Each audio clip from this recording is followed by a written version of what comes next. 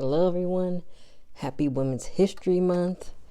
We're not usually in the corner when I review books, but we're in it today because it was already set up here. So it is what it is. Okay, so today I'm going to review the book Kindred by Octavia E. Butler, which, as you can see by the little sticker, it's going to be reversed, but it says it's a Hulu show now, which, like I told y'all last week, it is canceled. But we're going to talk about the book today. I'm going to say one thing before I talk about it. So, the show is the first,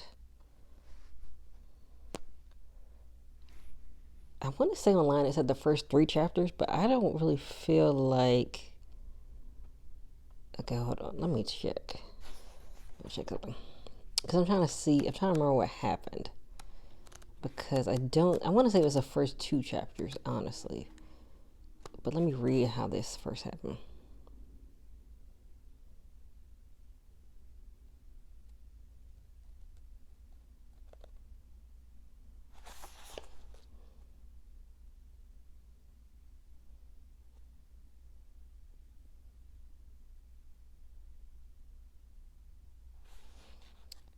I'm trying to remember how she got back to the past.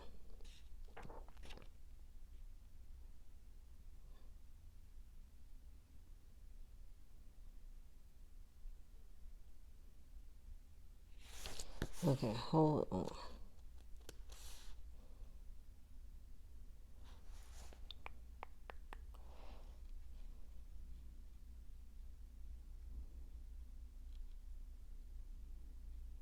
Okay.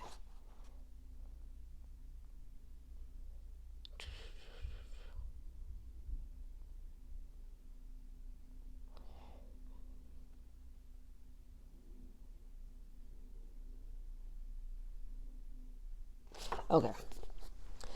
So it is the first 3 chapters because I had to read a little bit. But yeah, in chapter 3. So they all have chapter names. So it's based on the river.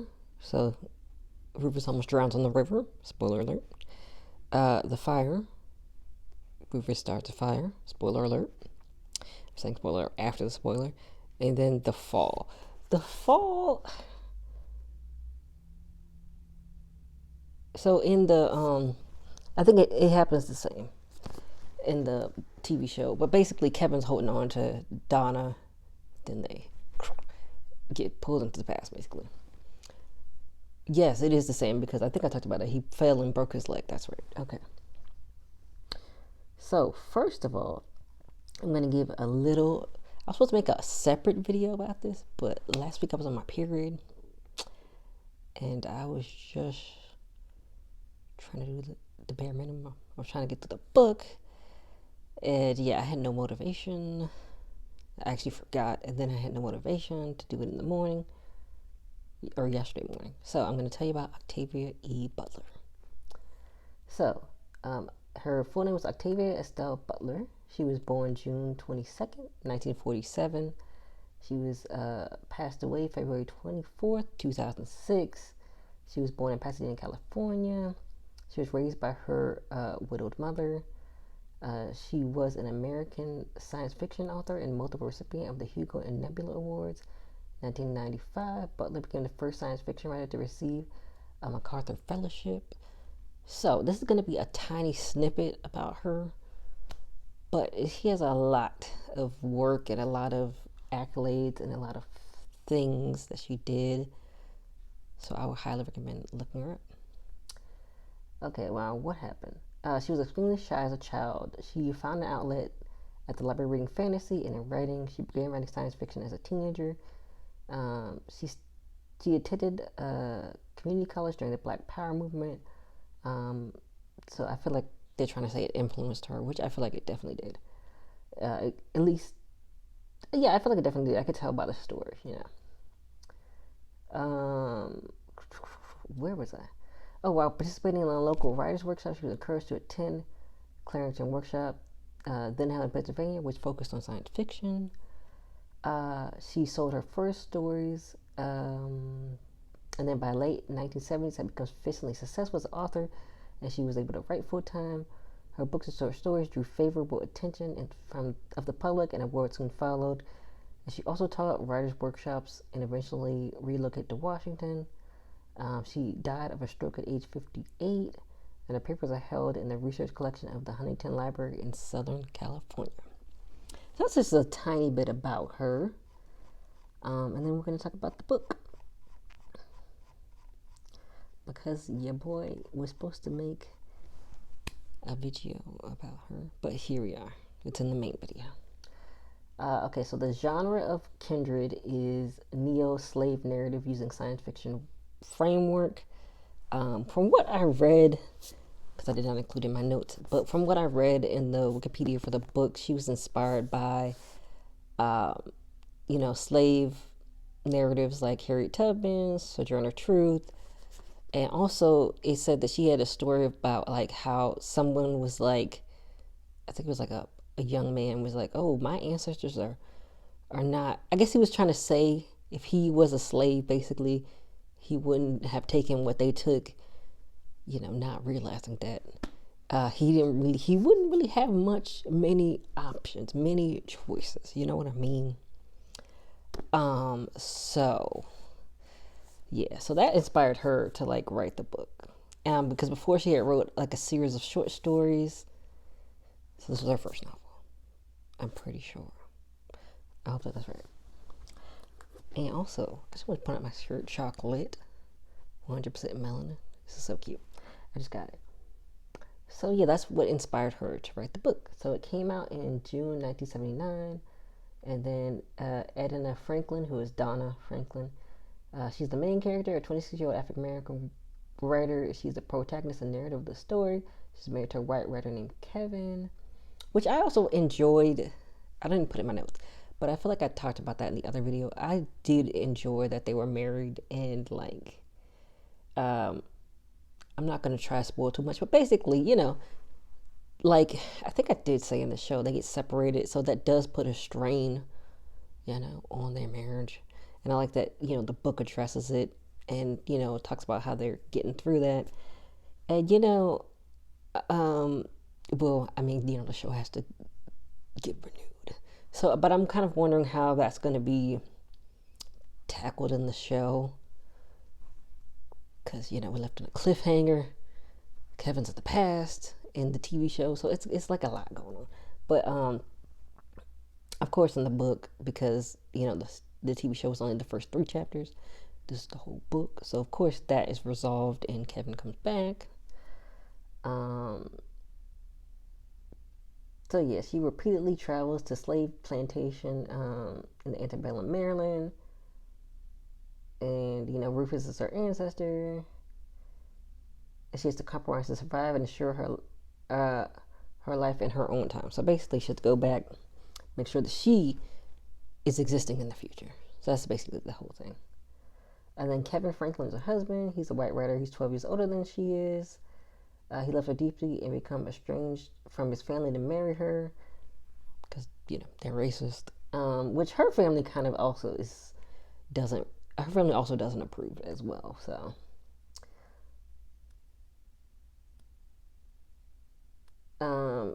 So yeah, and then he goes, like I said, he goes to the past with her. And he witnesses the brutality of slavery and becomes an abolitionist. And he also helps slaves escape to freedom. I feel like I do remember like a little bit about that. I feel like this book is like, it's like a lot going on. Rufus Wayland is the red-haired son of white plantation owner Tom Wayland and his wife.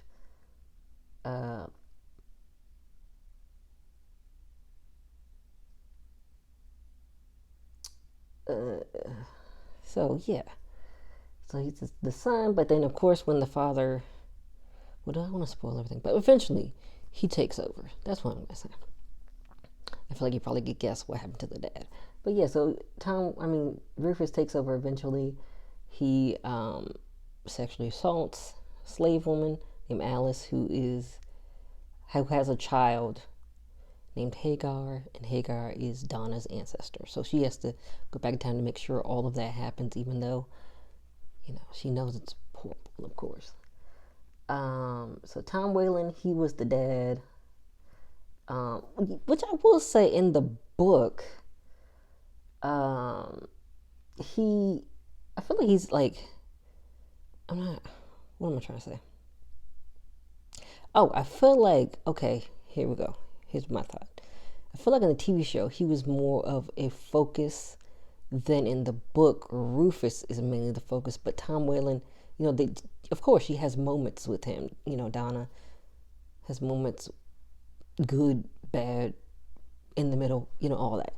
But yeah, I feel like in the TV show, Tom was more of the focus, but in the book, Rufus is more the focus. And I think in the book, it makes sense because that's the direct ancestor that, he sexually assaulted her ancestor. Then she has, a child that is like Donna's direct ancestor. So like that makes sense to me. And then Alice Greenwood, she was born free, and then she was later enslaved because she helped her enslaved husband Isaac try to escape. They said that, I don't know if can you call someone a concubine if they're not really willing to be a concubine? I guess they call her a concubine in the description. This description of people kind of gives some of the plot away, so I'm not going to say that last. So I'm not going to say too much. Sarah's the cook, and like I think I probably described it, but she has a mute child, and that was the only child that Tom Whalen did not sell. But he sold her other children, and then Margaret Whalen is the mom. She's kind of neurotic and stuff. And then something different happens than in the TV show with her. I'm going to say spoiler alert. I don't know how much of a spoiler this is going to be, but in the TV show, the sister of Margaret is like, oh, you're being treated badly. I'm going to take you and Rufus away. But in the book, the mom just goes away. So I don't know if that's a super spoiler. I feel like, I said spoiler alert. I feel like it's kind of a spoiler, but then it's also like, for the TV show, you don't really, they don't, of course, it's only the first 3 chapters, but there's no solution to that yet, technically, so, but in the book, that's the difference. So, and then, Margaret, Hagar Whelan, like I said, she's the direct descendant. Luke, he's a slave. He's like the slave overseer, but then he gets sold because he's like disobedient. And then I think Nigel's the son of Luke.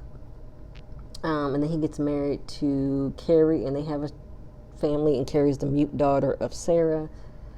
I don't really think I need to name some of these other people. Jake Edwards was an overseer on the Whalens. He's a white overseer on the Whalens plantation. I think in the book and the TV show, I think he was like cousins with Margaret Whalen. I think that's the same. If I'm wrong. But anyway, the synopsis is, it's the first-person account of a young African-American writer, Donna, who is repeatedly transported back in time between her Los Angeles, California home in 1976 with her white husband in early 19th century Maryland plantation on the Eastern Shore. There she meets some of her ancestors, a proud free black woman, a white planter who forces her into slavery and concubinage. I'm trying to see if they're trying to. Okay, I guess that would be Rufus and Alice, technically. As Donna stays for longer periods in the past, she becomes intimately entangled with the plantation community. Donna makes hard choices to survive slavery and ensure her return to her own town. So that's the synopsis. My favorite chapter, so I did favorite chapter and least favorite chapter. My favorite chapter was the rope.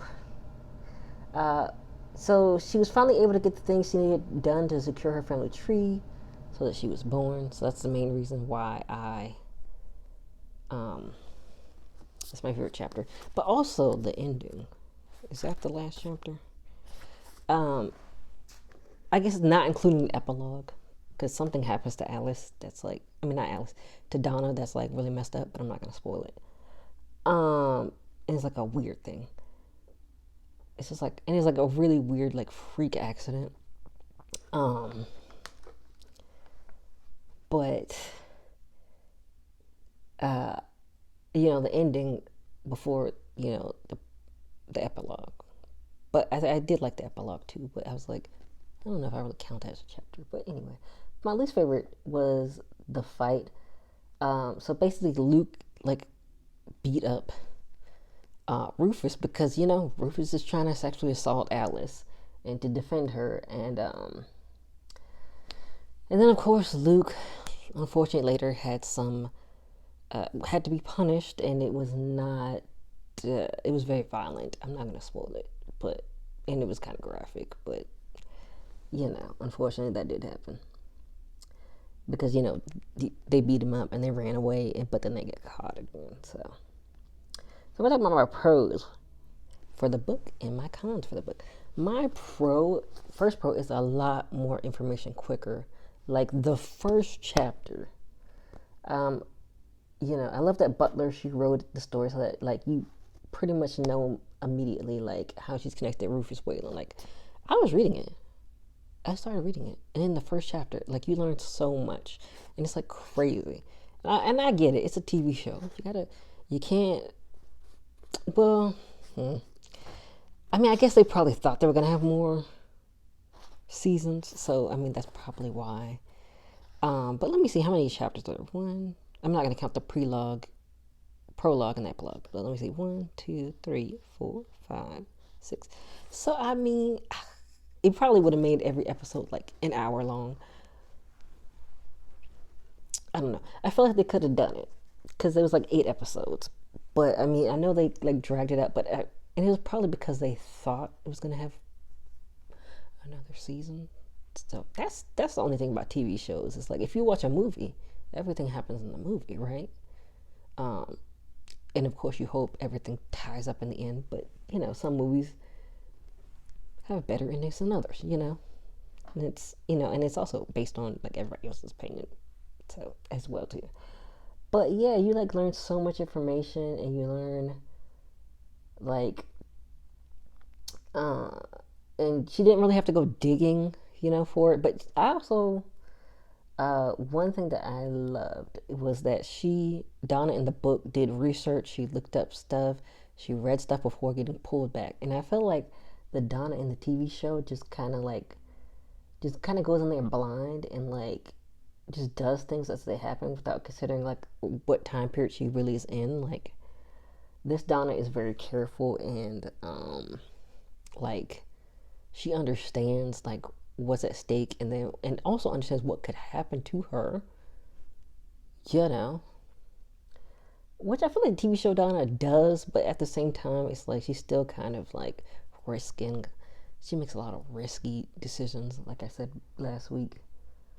And like I said, this Donna is more careful and contemplative about what she's doing. And also, like, I think they both got caught teaching someone to read or reading, but the difference is in the book, Dana does get permission, like later on, to teach. I don't want to spoil like who she teaches, but it's kind of like an important character she teaches. So yeah. But yeah, that's my thoughts about that. And then the descriptions. Butler wrote all the descriptions of the different places, people, experiences, injuries, which was, hard to read that. And even smells very well. So she described everything very well. I felt like I was there at times, like I was standing right next to Donna as everything happened. And I really love how she like vividly described everything, and I feel like I could see everyone and everything as the story progressed. So I really like that. And the character development, which on the show, I don't think. Gosh, I feel like in the book they kind of age a little quicker, except for one time it's only been months when she comes, but before those times, it would be like years, and then in their time, in the past timeline, then she would come back. But for the TV show, I don't think it had been. No, a few episodes had been years, but I'm trying to remember the last time I had it been years. I can't remember. But yeah, and I felt like every character, like their progression made sense. Like whatever they turned into made sense. Like they didn't make a decision that I was like, what? Why would you do that? Like, like Carisha be saying, why would you do that? Like I didn't think that. I was like, okay, this makes sense. This character, they want this. This is their motivation. This is what they're doing. That makes total sense. Like, for example, Rufus Whalen gonna be like his dad. I mean, he lives with his dad mostly alone because the mom was like she didn't pieced out at some point, and she didn't come back until like she was like much older.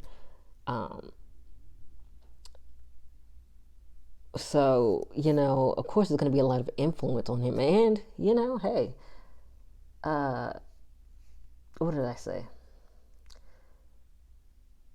Oh, I have a quote, but let me see. Let me see what I wrote. And I said especially Dana and Rufus, they definitely like progressed really well. Coming from two different time periods, basically two different worlds, they could see how each other were shaped by what they knew, and I could also see how Donna seemingly had to partially kind of accept what was happening because she had to save her bloodline, otherwise she wouldn't exist. So like, it's hard for her to see certain things, but of course, if she didn't like have certain things happen, she wouldn't exist. So it's like, of course, it's like a hard thing. And then one thing is like the mindset of the slaves who thought he was sexually assaulting her because she was very close to him. They thought that Donna was getting sexually assaulted as well as Alice. And then some of them like thought that those people who were sexually assaulted were getting better treatment, when in reality, not really. It's all, everybody's being abused. They're just being sexually abused and physically abused, and you're still a slave. So it's not really like any better. But of course, in that time period, that was the mindset that you're closer to the master, you're getting better this, you're getting better that. And they might have been, but it wasn't really their choice, And one thing that they said, did I talk about it here? No, I talked about it in my other point. So yeah, they didn't really have any say in what happened to them. So it's not really like, it might have been, they might have got some better things, but everybody's being abused, mistreated. Slavery was not good, for anyone. But let's talk about my last pro, which is Donna and Rufus's relationship. Okay, here's the quote I wanted to say. Where was it? I'm going to paraphrase it. She said that her and the slaves liked him, but they also hated him in contempt and feared him. Because I feel like that was definitely how I saw Rufus throughout the book. I feel like he's her ancestor, so he has to have done some good things, but also he was still enslaving people and cruel.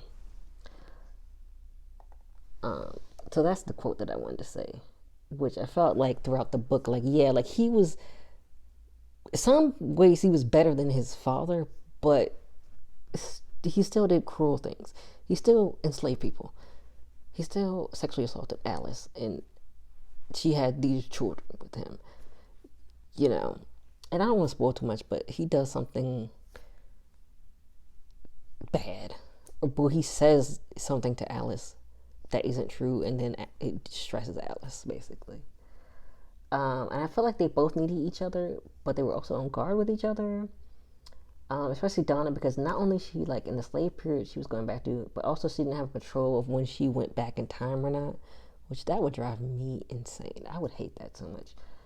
And I figured that Rufus wouldn't want her to leave and would eventually make her stay. However, of course, no spoilers. but I was shocked that there was actually an altercation with Rufus being the aggressor.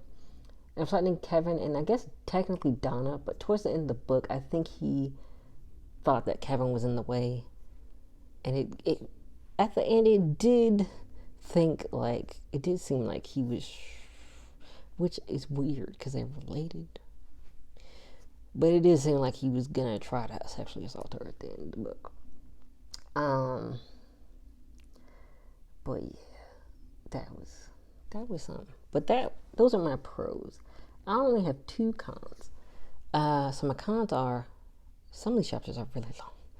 It's really intense. Like, I kind of wish they were broken up some and less intense. But I feel like not only do you get information quickly, but it's like so dense. And also, I guess it's because, as she's going back in time, she's staying longer and longer and longer. But in the real world, and then back in 1976 is also a longer time. So it'll be a few seconds, a few minutes, and then I feel like one time it was like 3 hours. So it's like both are like, taking longer and longer. And then when Kevin got separated from her, for her it was 8 days. For him it was 5 years. So that's like insane. And she had went back to like 1976, like the current timeline. It was 8 days for her, 5 years for him. And then one chapter is like, it's a lot going on at once. And one chapter is like 89 pages. So, the book was kind of a hump to get through, but I will say they didn't make it bad. So the subject matter, of course, any slave story is going to be very hard, very intense, especially hearing about certain violence. And when Donna was whipped a few times, it's very heartbreaking to read about. And then there was other violence that happened.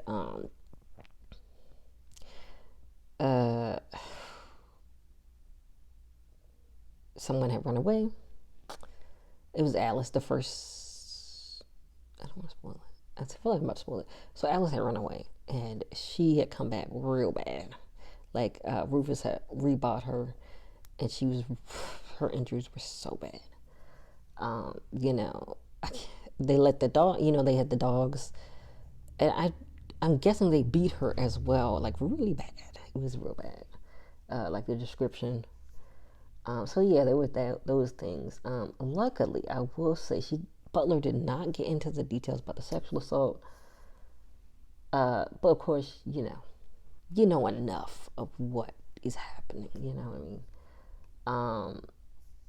And then also the way Margaret Raylan was abused with the children her husband had with one of her slaves, was also sad to hear about. It's like,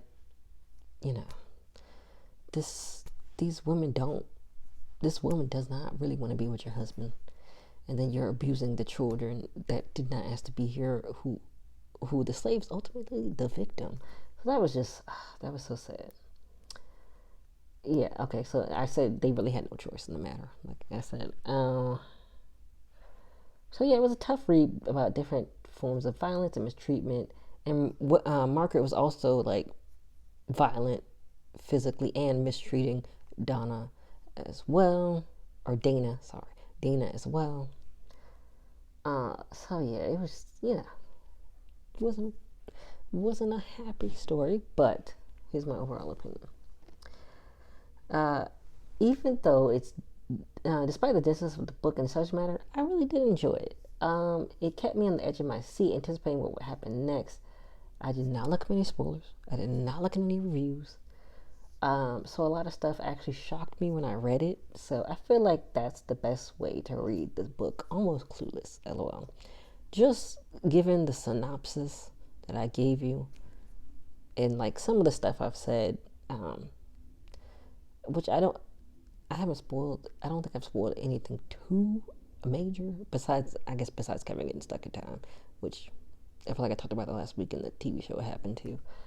But nothing too big. I didn't tell you the ending. So I didn't tell you the beginning or the ending.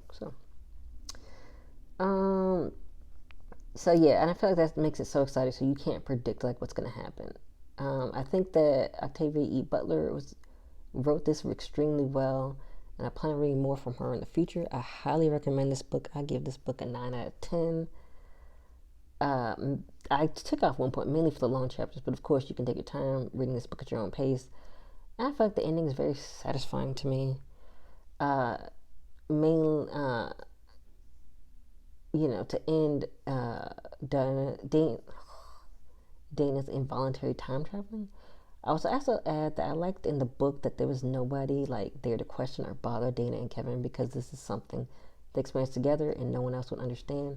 That is one thing I really hate about the TV show is like all these people. There was the neighbor, the sister, Kevin's sister, Dana's aunt and uncle. It was just so much going on, and I feel like in the book it was so much better to just have them going through it and have them coming back in their present day and them figuring out, dealing with it together. You know what I mean?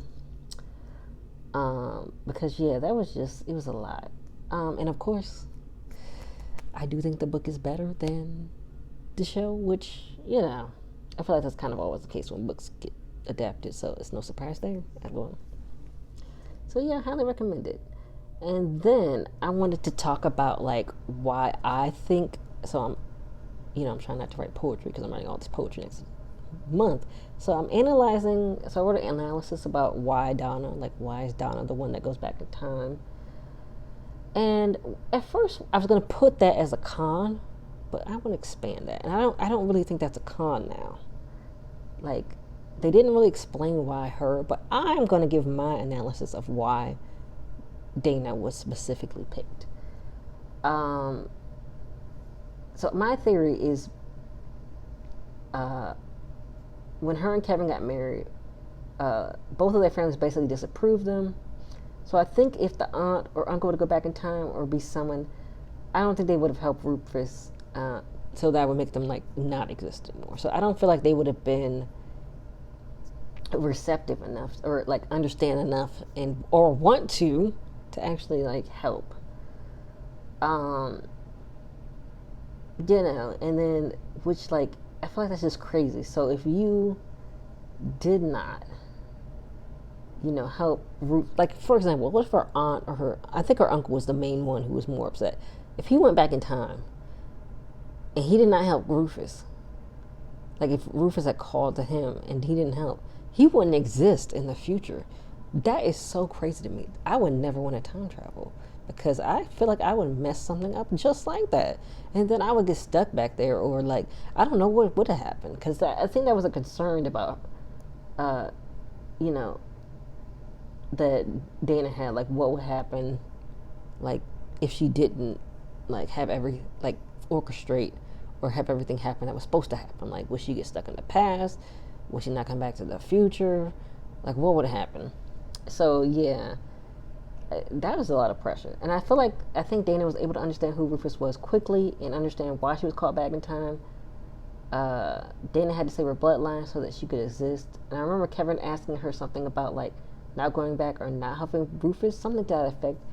And like I said, Donna was worried she would get stuck in the past and then not exist in the future. So she like she understood the assignment basically. And I also think that she had a balance of intelligence, determination, and assertiveness that made her able to like do what she needed to do to, for her bloodline. And I think she was also very patient because both her and Rufus, talked about she could have killed him at any point and she like hadn't. And she knew that she had to keep him around long enough to free and keep alive her future ancestors or future ancestor.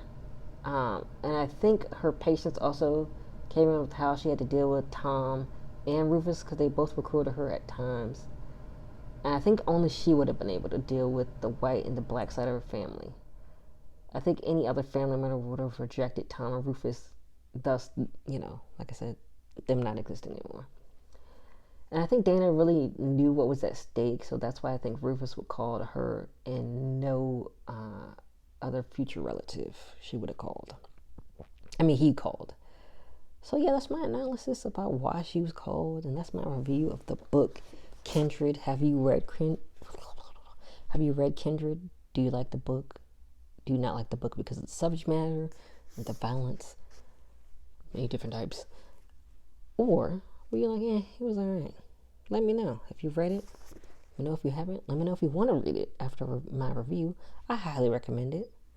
And once again, happy Women's History Month. And I will see you all next week.